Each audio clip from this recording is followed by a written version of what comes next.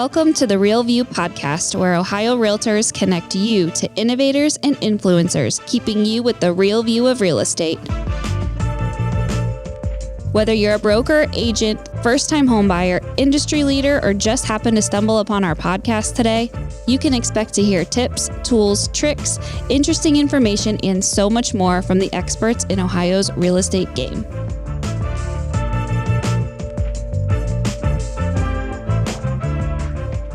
Welcome, everyone, to today's episode of The Real View. I'm Anastasia Kotkowska, Manager of Advocacy and Research, and I'm joined today by my colleague, Andrew Huffman, Assistant Vice President of Government Affairs at Ohio Realtors.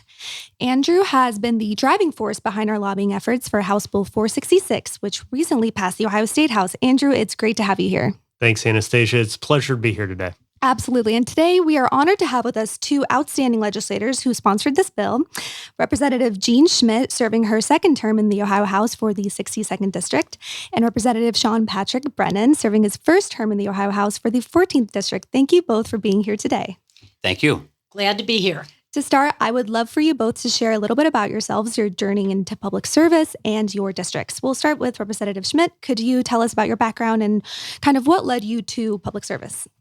Well, thank you. First off, my family has been involved in real estate all of my life. It's what put bread on our table. But I began my involvement in public service when I was very young. I saw Jack Kennedy get sworn in. I saw Jack Kennedy get shot. And I was a little kid in grade school, and I thought, I want to someday be involved in politics. And years later, became a Miami Township trustee in 1990. Then I served my first term in the Ohio House in 2000. Then I went to Congress. Then I left Congress and taught at a college. And I came back a few years ago because I felt my work wasn't done.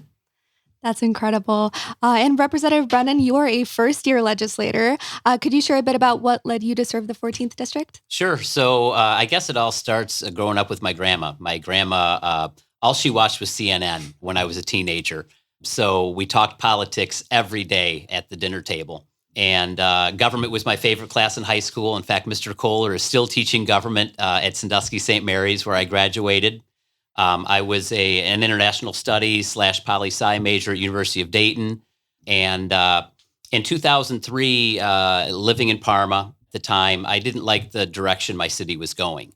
And I thought, gosh, I think I might be able to help make a difference and turn this place around. And so I ran for city council, and I served on Parma City Council for 19 years. And in 2022, the opportunity to run for the Ohio House came about. And my wife and I, over Thanksgiving break, she's a teacher like me, we looked at the pros and cons, and she gave me her blessing to run. And so here we are. And it's an honor to serve the residents of the 14th District, Parma Heights, and West Park and Cleveland. And such an honor to work with my colleague, Representative Schmidt, on this bill. Wonderful. Well, thank you. I'm glad you're enjoying it.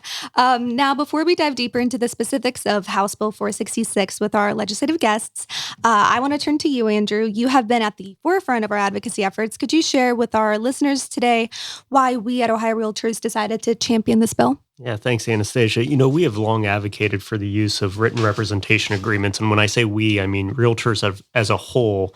These agreements not only protect the realtor, but most importantly, they protect the consumer. They notify the consumer of the commission structure, what services will be provided, and really it's just an all-around good business practice. But the need for this legislation came about after the NAR settlement in March.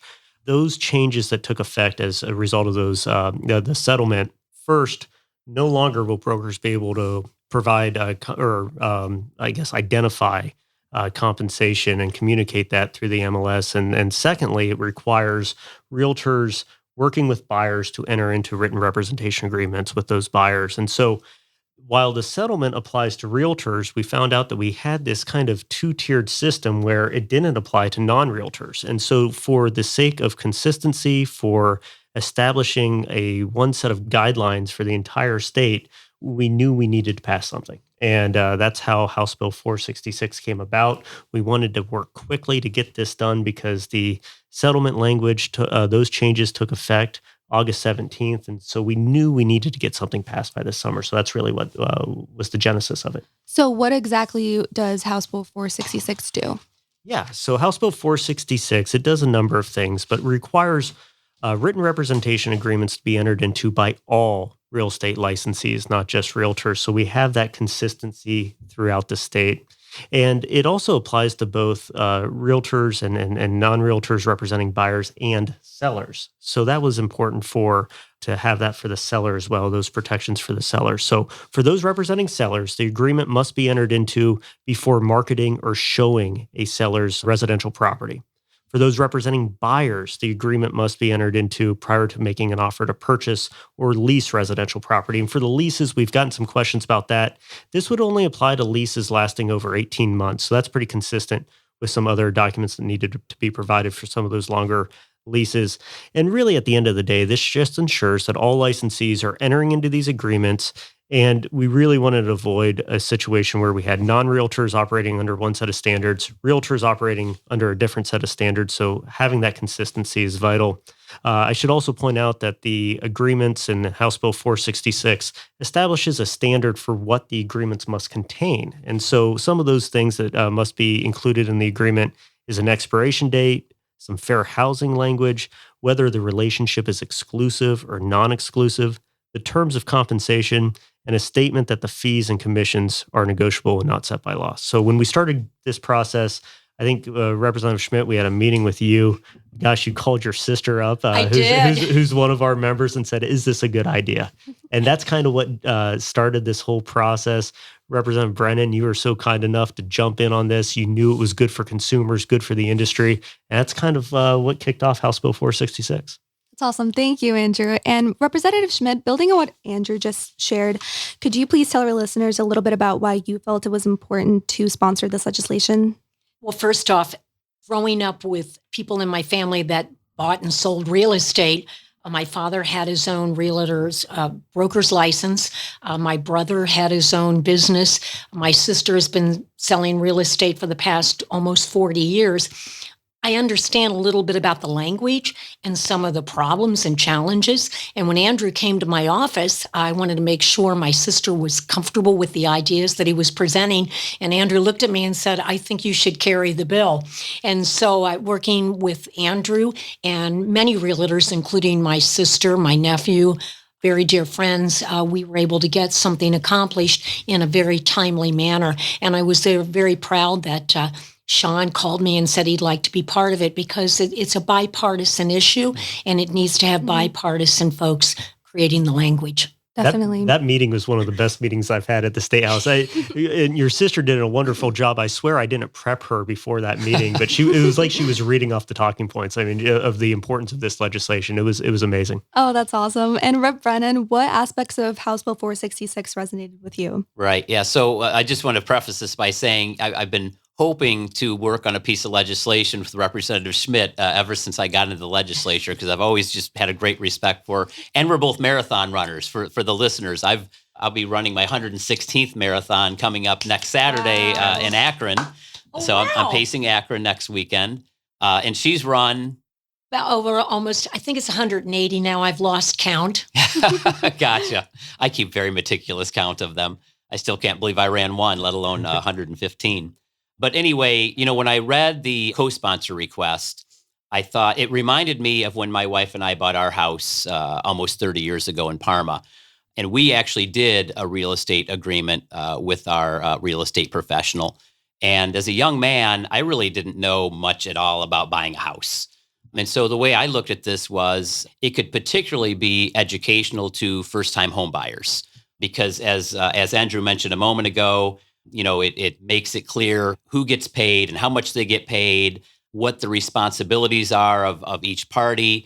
Not only that, I think it will spur conversations between the real estate professional and their clients so that there's an education piece to it, so that you're going into probably the biggest purchase you're ever going to make in your life and really understand the process and what the duties and responsibilities are of both sides, rather than a verbal agreement where there could be some misunderstandings and some problems down the road.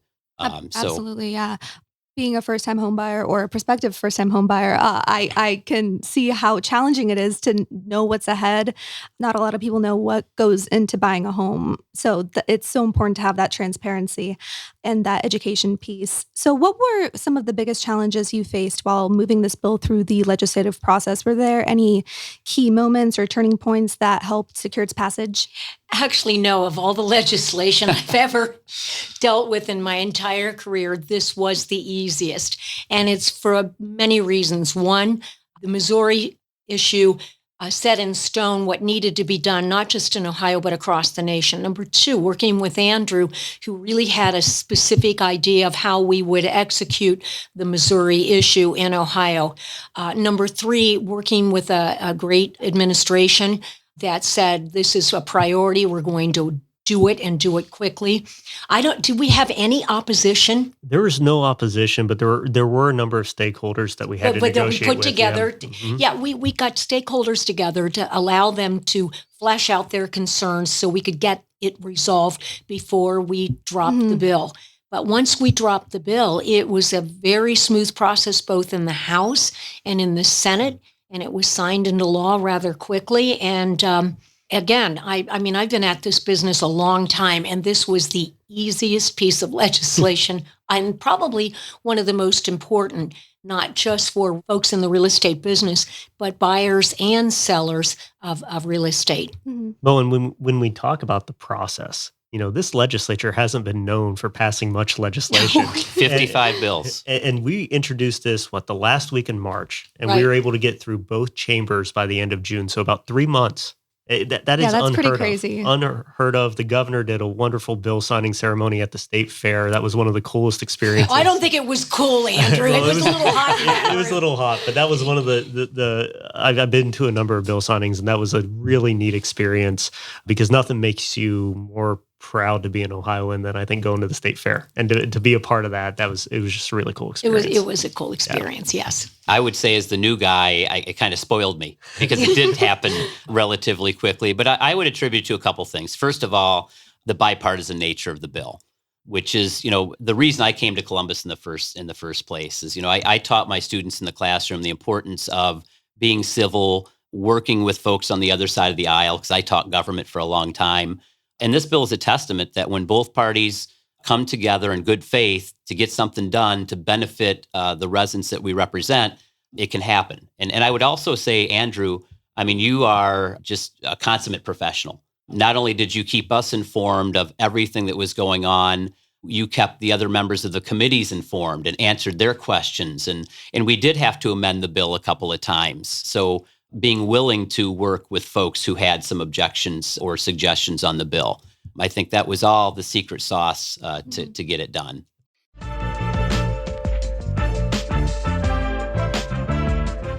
This episode of The Real View is brought to you by the Ohio Association of Community Colleges. Ohio's network of community colleges provides accessible training that accommodates the busy lifestyles of aspiring real estate professionals at half the price of a traditional university. With convenient locations in every part of the state, as well as online options, Ohio's community colleges are your smart choice for pre-licensing education. For more details or to start the journey to a real estate career, visit the education page at ohiorealtors.org and then click on the pre-license course locations.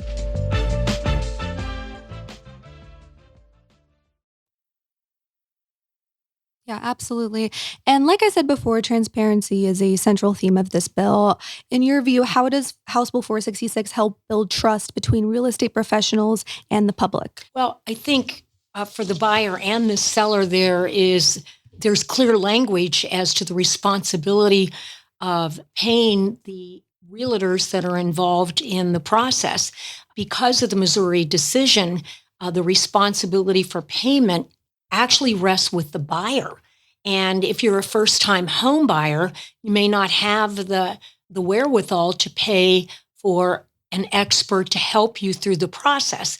And I will say this, realtors do a great job for their clients. They understand what's going on. They want to make sure that things are not hidden in the process. They want to make sure that you get a good representation in inspections of your house, in the timeliness of the inspection process, and when it begins, when it ends.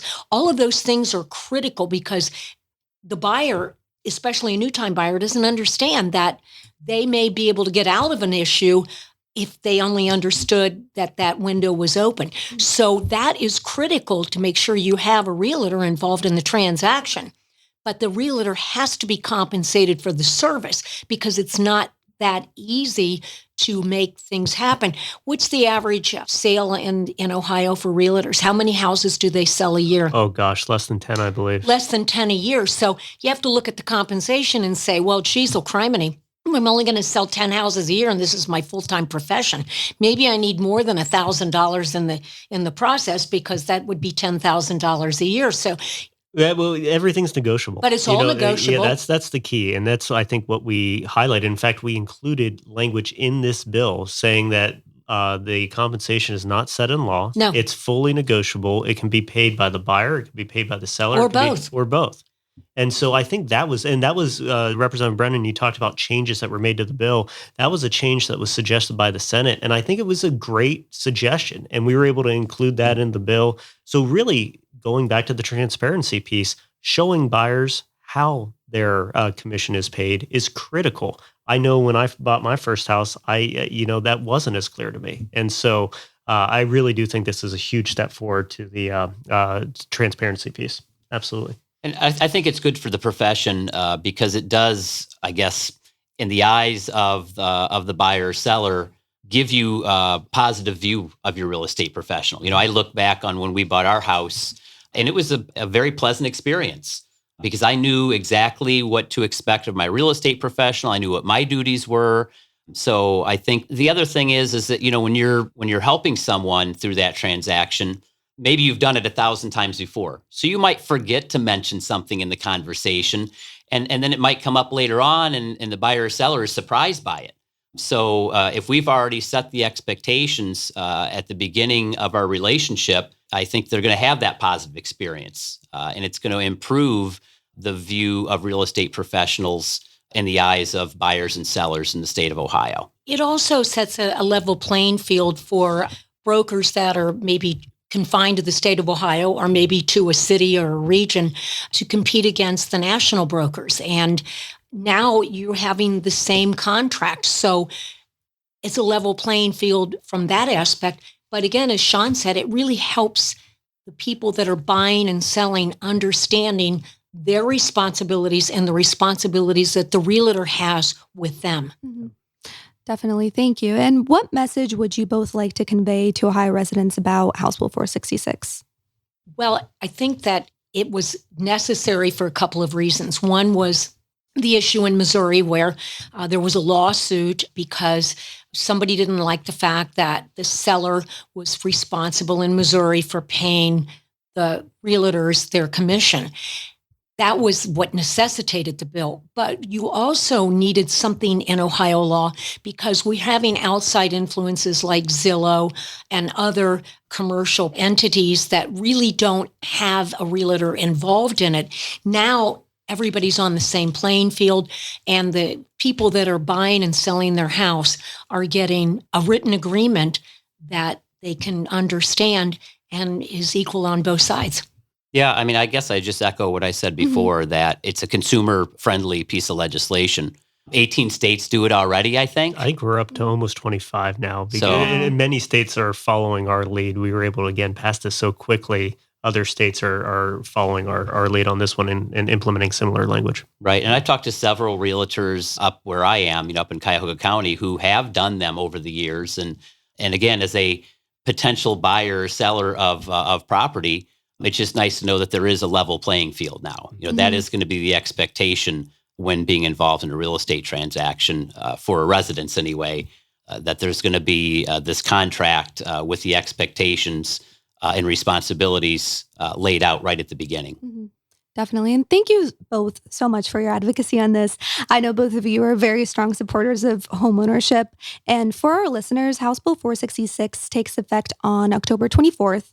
And we will be providing more information on this on our website. And the Division of Real Estate also has this on their website. Andrew, I know House Bill 466 was a huge priority for us in the last 6 months. Are there any other legislative items we'll be working on in the near future? Absolutely. This has kind of took our attention for the last number of months here, but certainly there's no shortage of housing-related policy that has been introduced this legislative session. But one thing that's on the front of everyone's mind is the housing shortage, and that's something that we need to address. There's no silver bullet to this problem, and I know both the House and Senate have taken a serious look at possible solutions. We haven't seen one standalone bill move yet, but that's something that I know both Reps Brennan and Rep Schmidt want to really tackle. We need to do something about the housing shortage. Folks cannot buy homes in Ohio because we don't have the inventory. So we need to do something about that. In the same vein, property taxes. Rep Schmidt, I know down in your district, this is a huge problem. It's a horribly huge problem. And part of it is because in our Constitution, as well as in the ORC, there's a process to calculate the value of a house. What has happened is that we've had a rapid inflation occur. The look back is it's every 6 years they reevaluate the house, but they take a third of the state and do it in 3 years. Problem is the director decided to use the last year of that 3 year, which was the most elevated price, in calculating for people in Claremont County and Butler County the new price of their home, or the new value of their home, which it has really accelerated the property tax. And that has caused a lot of concern with the elderly and first-time home buyers and people on marginal incomes, because when you see your property value tax go up $1,000 or $2,000 a year, it becomes tough. The second thing that has really hurt are those that are seeking levies for schools and fire and parks. Suddenly the public is saying, I can't afford this. And so they're saying no because of their shrinking pocketbook for various other reasons. We could do a whole podcast on why we have a housing shortage, and it deals with federal, state, and local issues. But the property tax issue is one. I just got to take a second. I dropped a bill that went nowhere. And what it said was, look, let's go back to 2022's value. And that's what you're going to send out as your property tax bill till we get this straightened out, because you can't look at the sale of the homes in the neighborhood. You really have to look at what does the bank say the value of your house is, because they're only going to lend on what they perceive as the true value of your house. So maybe that's the true value. And find a way to put that together with a modest inflation to get a value for the future, but put a pause on this rapid inflation. Now I think 2/3 of the state are in this quandary, and soon it's going to be 3. So maybe when other representatives feel the pain that I felt in Claremont County, maybe we'll get something done. But it's not a clear answer to this issue, but we've got to do something and do something fast. And I would agree, both of those are issues way up, up in Northeast Ohio as well. I mean, I'm hearing every day from residents about property taxes. I'm very concerned, particularly for our seniors who, they're on fixed incomes, and, folks are calling me and saying, I don't know how I'm going to stay in my home with this increase. It also impacts renters because their rents are going up commensurate to the property tax increases. And so that's another bill I look forward to working on with Rep Schmidt. We're going to do it, aren't we? Something to provide some property tax relief. There are multiple bills in the General Assembly right now on property tax relief, but as Rep Schmidt just mentioned, they're not moving. So I'm hoping when we get back after the election that, to her point, our colleagues are hearing a lot of the same things. They're not a full fix. They're just going, whether it's homestead exemption or some of the other things that people are looking at, it doesn't solve the problem. The last time we faced this problem was in the 70s, and we ended up with House Bill 920, which has been detrimental to schools and fire departments, because when you do a new levy, if you've been in the home a long time, it shrinks the value of the new levy. So we don't want to react with another House Bill 920. We want to do it right. Yeah, I think 920 certainly needs to be updated. And anytime you have a policy that's been in place for 30, 40 years, sometimes putting a Band-Aid on it is a lot easier than actually reforming it. And I know in the House, they did create a House and Senate, I should say. It's a bicameral work group on property taxes. Right. And they've been meeting, they've heard from dozens of witnesses. Unfortunately, that report's not due until the end of the year. So I would love to see something done in lame duck when you all return from November, but don't take this the wrong way. I'm not holding my breath because this is a complicated issue. But we certainly do have the experts in the room trying to work on this. And like the housing shortage, I don't think there is just one silver bullet. If you do this, we fix the problem. It's going to have to be multiple steps, probably at the state and local level, to fix this problem. But in addition to property taxes, there's some private property right issues that we're working on as well. Short-term rental regulations. We're seeing more and more local governments crack down on short-term rentals and really pulling the rug out from some investors that purchased a property thinking it could be a short-term rental. Real estate wholesaling is a practice that is really predatory in nature and has put homeowners and home sellers, I should say, in a very difficult position. And then they're also reviewing the requirements for our occupational license as well, and the training that real estate professionals must undergo before they get a license. So we'll be working on that. It'll be a busy lame duck. What all passes? It's kind of up in the air right now. We'll see. Maybe after the election, we'll have some clearer guidance, but it's going to be a busy lame duck. It always is. Yeah, absolutely. Sounds like we have a lot of work coming up. Well, as we wrap up today's discussion, I would like to thank Representative Brennan and Representative Schmidt once again for joining us and for their tireless work on behalf of Ohio's real estate industry, as well as all the advocacy they do for their constituents in their districts. Thank you to all of our listeners today, and see you next time. Thank you for listening to The Real View. That wraps up today's episode. You can keep up with the latest on the podcast at ohiorealtors.org/therealview and on Apple or Google Podcasts, Spotify, or wherever you listen. Have questions, comments, or suggestions? We want to hear from you. Email us at podcast@ohiorealtors.org. We'll see you next time.